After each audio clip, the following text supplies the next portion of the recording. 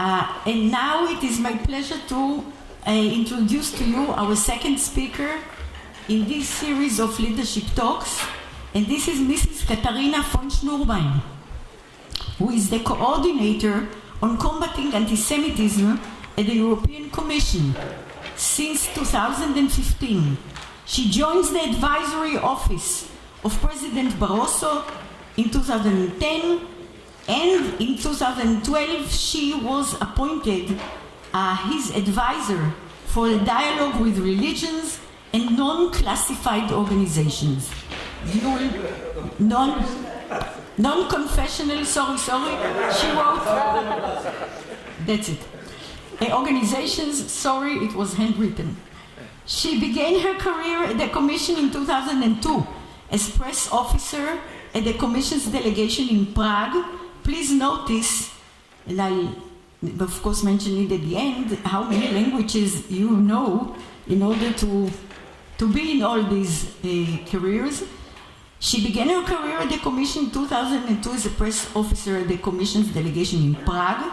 In 2004, became Commission spokesman for employment, social affairs, and equal opportunities, and joined the team of the Czech EU Commissioner. Prior to this post, Katharina worked for the chairman of the European Affairs Committee at the German Bundestag in Berlin, as well as for an international crisis management consultancy. Her educational background includes undergraduate studies of political sciences and Slavonic studies at the University of Bonn, a Master of Slavonic Studies from Oxford University, and a Master of European Studies from the Center for European Integration Studies at Bonn. 1993-94, she studied the Czech language at Charles University in Prague, so make out and think how many languages this lady knows and how active she is. And I'd like to, I'm sure you heard it, but you heard Monica's lecture, Professor Schwarz-Friesel, who doubted the efficiency and the effect of regulations against the internet, which is one of your achievements. Please.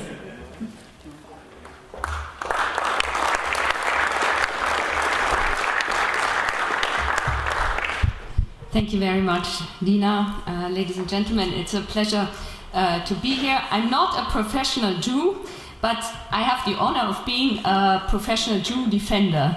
So at least, you know, I can attach myself a bit.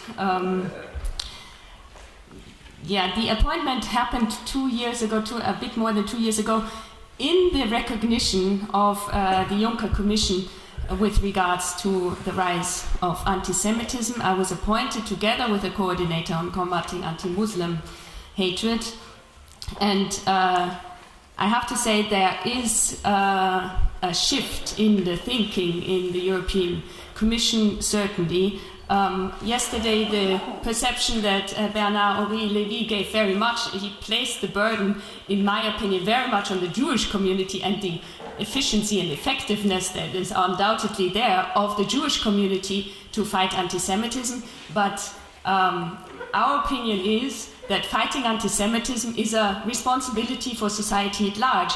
And the European Commission, and especially this Commissioner, First Vice President Timmermans, and also Commissioner Jourova, who are dealing with these files on the political level, they have a very strong commitment and have given me and the team quite a free hand with regards to the things that that should be done. One thing that Dina mentioned indeed was the code of conduct with IT companies. This concerns the rising internet online hatred, and in the European Union we have legislation in place since 2008 that criminalizes hatred inciting to violence. And this hate speech needs to be prohibited online and offline. And if it is it's much more. It's easier to target it in a way offline, but online we need to be vigilant, because, as we see, many of the terrorist acts actually started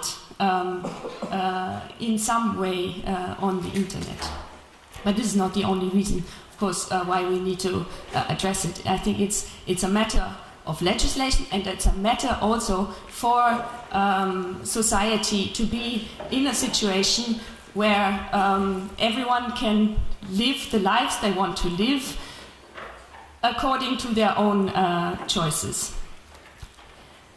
What we did with regards to the IT companies in 2016, and at the time they were very reluctant, but we brought together the big ones, Twitter, Google, Microsoft and Facebook, to agree with them on a voluntary code of conduct whereby they commit to revising and, if necessarily, taking down within 24 hours illegal hate speech that is illegal according to European legislation and is flagged to them. So, of course, it needs to be flagged. We think that the platforms could be more active in detecting some of these things themselves. But at the moment, and we have made three checks, let's say, occasional checks in the past year and a half, we see that there is improvement with regards to the takedown rate, also with regards to the speed in which things are taken down, and the platforms have increased their capacity to analyze illegal hate speech. And they have better lawyers, better people there that now also in the various European languages can analyze according to European legislation whether something is illegal. So there is improvement. We still say if the things don't continue to improve, there is always the possibility of legislation. But we see that effectively this method is probably at the moment better. So this is one of the initiatives that the European Commission took, and it concerns, of course, all illegal hate speech. It does not only concern anti-Semitic hate speech. And we work very closely with NGOs that work in the different languages, because it's a geo-blocking. It's European legislation that applies. So when things are taken down, they are taken down for the European Union. And the organizations also have to be aware if there is legislation that is stricter than this code of conduct. For example, in Germany, they have to apply that stricter regulation. Here I'm already in the middle of the instruments that we have taken, and I think it is important to realize that we have a lot of good instruments in place. Because if we look at an end to anti-Semitism and the catalogue that is going to come out of this conference, I think we should place an emphasis not only on adding new suggestions for legislation or for new policies, but the main emphasis should be on implementing existing policies, because there is actually a lot out there. As I said, we have already a legislative framework which is very good for the European Union as a whole. Among others, so apart from the prohibition of incitement, it also criminalizes Holocaust denial, inciting to hatred and violence. This is legislation that the member states agreed in 2008 themselves, and that they need to not only implement in their national law, and only about half have done it correctly so far. They've had 10 years. But they also need to apply it, which means you need to train the police, you need to train the judges, you need to train all those who deal with the application of this legislation. So calling for new legislation is always easy.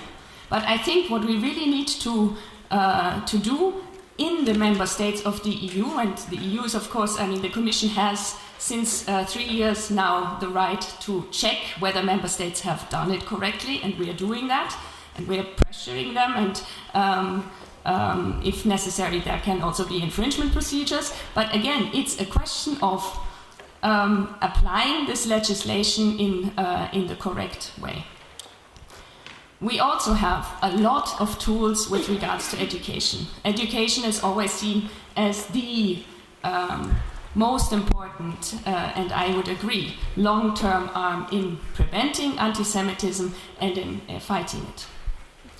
We have, there's a lot of very good material with regards to teaching the Holocaust, training teachers, giving teachers tools when it comes to very complicated debates in multicultural classrooms. When someone wants to talk about the Holocaust, and we have had even physical attacks in some schools in Germany and in France, and a hand goes up and says, but in Gaza, Israel is doing the same.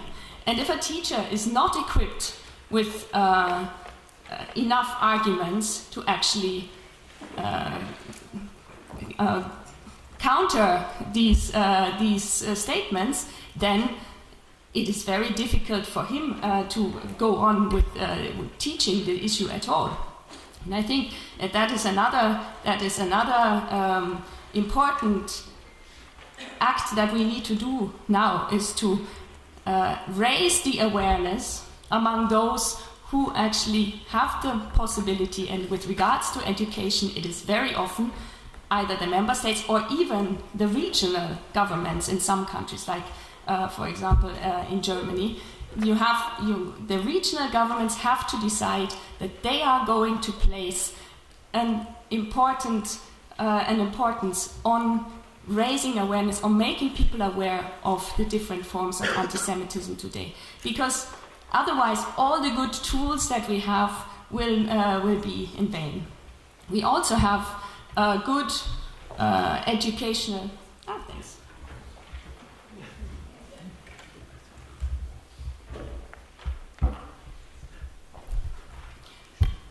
We also have good tools already with regards to courses on anti-Semitism, on tools how to dismantle biases more generally. As we have heard also from the presentation of Professor Schwarz-Fiedel, anti-Semitism is symptomatic for a lot of other hatreds, but it needs to be treated, because it is so complicated, in a very specific way. And you need to, again, create a situation and an atmosphere in which people are willing to accept that it is a specific issue that needs to be tackled specifically. There are also attempts in some countries to revise the curricula. For example, you may be surprised, but in Hungary, actually, the government called together the different Jewish communities to go through all education material with regards to the history of the Jews and to rewrite these books. And I think it's an important example to see how you work together with the community. You don't take decisions and bypass, but it's a cooperation that can then produce good results. And finally, with regards to education, it's not only the history teacher or the ethics teacher or the sociology teacher that needs to know about anti-Semitism or about the Shoah. It's the sports teacher, the music teacher. They need to recognize when someone says in the court, "Du Jude" or "Sal Juif," that this is anti-Semitic and that it needs to be addressed. Or, as we have seen also, the lack of recognition with regards to anti-Semitism that comes from within the Muslim community in the courtyards of the schools, that attack often the only Jewish student in that school. And when the parents of the student go to the director, he says, well, we have a conflict in the Middle East. You don't have to be surprised that this finds its way somehow into the schools. And it's a question of probably neither the director has ever thought about the correlation, nor have the teachers heard about or been trained with regards to this. So again, it's a question of determination to ensure that there is an awareness of those decision takers that can actually change something. So what is my role in this? I very often, when I go to member states and I visit the Jewish communities, and it's been a real pleasure. I think it's been one of the best aspects of my work to go and see the enormous diversity of the Jewish community across Europe. Very often we use that opportunity to go together to see ministers or ministries, to discuss different issues from security to education, also legal matters, and to show from our side that there is, first of all, that anti-Semitism is a European issue. It's not only a national one. We have it across Europe, that we have now the need for security in front of not only synagogues, but also Jewish community centers, kindergartens, the places where Jewish life takes place. And so there is this clear European dimension, and because anti-Semitism is expressed in very different ways, and we heard some hints to that already in Eastern Europe and in Western Europe, we need very tailor-made responses to it. So the member states need to be aware that there is a determination on the side of the European Commission that this is tackled in a tailor-made approach on a national level.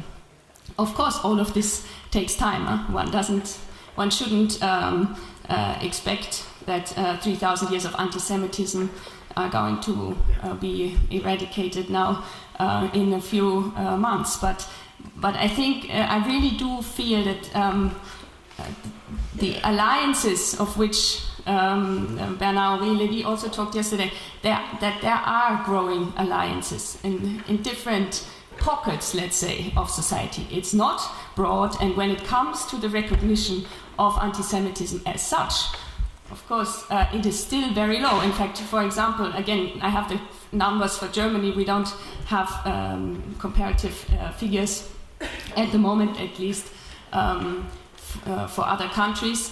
But, by the way, we will have now in May the second fundamental rights survey, the Fundamental Rights Agency that is based here in Vienna, that will do on our behalf a survey about the perception among the Jewish communities in... Yeah, it comes out in December, but the field work will be done now in May. And I would like to invite all of you who could think about distributing this survey. It will be an online survey, to contact us afterwards. My colleague is here as well, and to give us your business card, so we can simply give you the link when it comes out, and you can distribute it among the Jewish community, because we need a true perception of how the Jewish community in Europe sees anti-Semitism and the broad range of the different forms of anti-Semitism, also how they have perceived attacks, whether they have thought about migration. All these kind of things are asked. In comparison to the last survey, which was in 2013, we now have 13 EU member states, which covers about 95% of the Jewish population in Europe. Last time we had a bit of difficulties to reach out to young people, so this time we are organizing at the European Commission sort of an ambassadors meeting with European Union of Jewish Students, in order for them to school them about this survey, and then they can reach out hopefully also to the young people.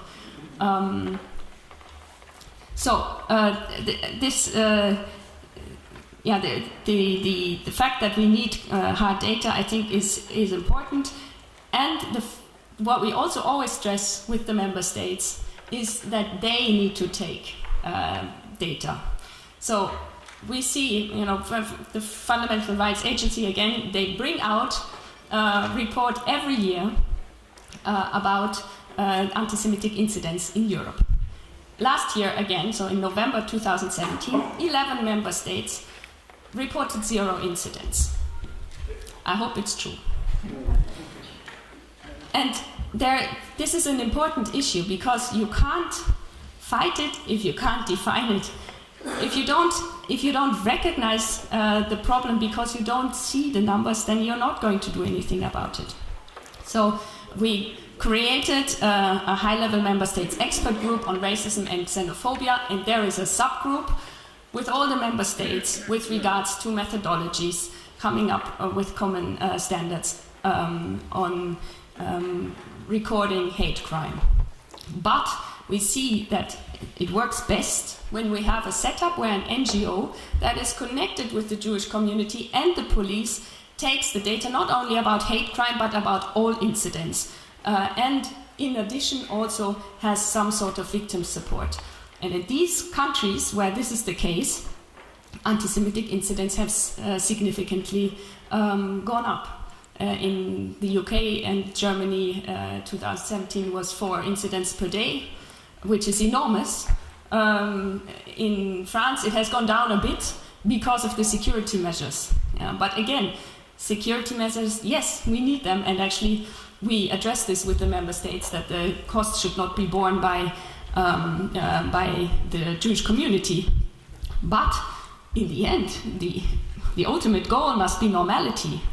A situation where a Jewish parent decides whether they want to send their child to a Jewish school or a public school, whether they want to wear a kippah or not, whether they want to put a mezuzah or not. I think sometimes we lose a bit the focus on all these little things that need to be done, yes, but ultimately, what do we want to have? What kind of society? We want a society in which everyone can live his life, and that's where we need to come to. And so my final point is that we need to speak up about not only anti-Semitism as such, but injustices when we see them on the net, in real life. I think civil courage is a state of mind. You need to interiorize it, and then when the situation arises, it comes out naturally. But it takes a decision every time to do something. And that is something where I think that the Jewish communities, also with regards to coalition building with other minorities and the general population, can work together very well in achieving this, because it's the genuine interest of the society as a whole to have that kind of set framework in which we live. So it's often said that when anti-Semitism is on the rise, you know that something bigger is going on. I think the opposite is true as well. When we accept Jewish life in its diversity as an integral part of European society, it's a sign for a healthy society. And by the way, I think this should also be the benchmark for a successful integration process, to accept Jewish life as a part of society. And then from this will come positive vibes, let's say, also with regards to standing up against all other forms. And the Jewish communities do this frequently, of racism, of xenophobia, and that, again, is then in the interest of every single one of us. And I thank you for your attention.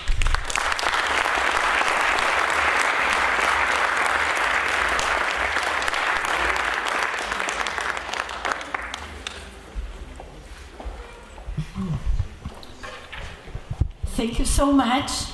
Thank you for your talk, for your points. Thank you for emphasizing the importance of this survey, which is the second one that the FRA, the Fundamental Rights Agency, is conducting. When the first one came out, it was quite a novelty, because it was the first one that took into consideration and surveyed what Jews were feeling towards anti-Semitism, not only monitoring anti-Semitism and the expressions, activities, etc., but what Jews were feeling, and it had an impact because it came out with quite serious and grave conclusions. So thank you very much for all you do.